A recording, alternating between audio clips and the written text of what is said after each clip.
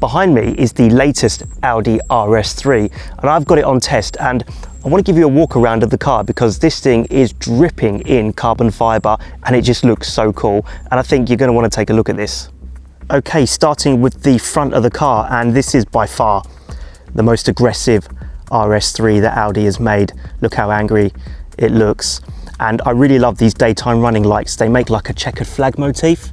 That's very cool indeed. Right, coming down here, first bit of carbon, as you can see, around the front intake. And then let's bring it round to the side of the car, and big 19-inch alloy wheel with ventilated brake discs. Second piece of carbon, as you can see on the door mirror here.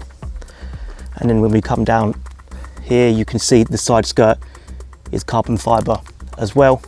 And this is a nice little touch actually, the Audi and RS3 logos here on the pillar. And then as you can see, this one has the panoramic sunroof, which I think is another really nice touch.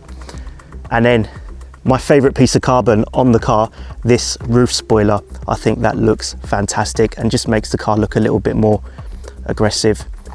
Coming to the rear, and we've got more carbon between the rear bumper and the diffuser.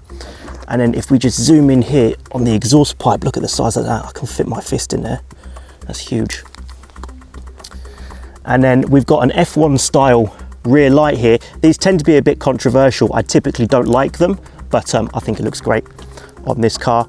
And then we've got an updated Audi logo, the 2D logo. I think that looks really nice. And yeah, overall, it's just a cracking looking thing. I prefer 3-door hatches, but I must say, as a 5-door, this thing looks great. Carbon again on the skirt and the door mirror. And then as you can see, fake vent here, which is typical Audi. And I can prove that it's fake because if you look here under the arch, there's nothing to channel the air through. But other than that, this is a cracking looking car. Let me know in the comments section what you think. Okay, time for a little overview of the interior. And I just want to start with these seats. They're super comfy, and I really like the RS branding and the diamond pattern in the seat. I think that looks really cool. And then just coming around to the door, we've got Sonos Hi-Fi. We've got these Alcantara inserts on the door cards, and these sort of glow at night. They light up along with the mood lighting. So that's a nice touch. Steering wheel, don't really know what to make of it. It's got a square top and a square bottom. I feel like it's style for style's sake. Yeah, flat bottom I get, but flat top, I don't think so, not for me anyway. The buttons though, these are cool. So we got a checkered flag button, that's for your performance mode. So if you just really want to gun it, that's the one you go for, or you can configure your ideal setup and save it to the RS button. So yeah, I'm going to hop in the back because I can probably give you a better full overview of the interior from here. It's not the roomiest in the back here, but it's based on an A3, so you knew that anyway, didn't you? Interior is a bit, I like it, it's well put together. The quality of the materials is good. It's just, yeah, it's a bit, I don't know, bland.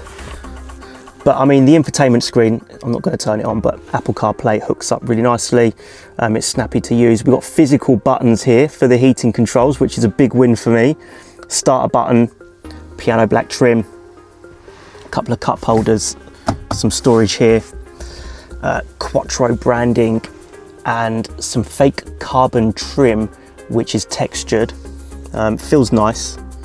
And yeah, we've got Sonos Hi-Fi tweeters on the A-pillar. And yeah, look, it's a nice cabin. It's just a bit dull.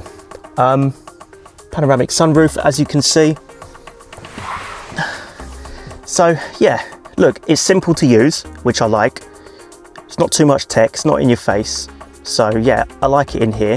I just think maybe a different interior color might lift it a little bit. But other than that, it's still a top-notch cabin. These make me laugh. I swear these 12-volt sockets, this particular design has been in like every Audi for the past 20 years at this point. They must have ordered like billions of those things. And yeah, they're still trying to make their way through them.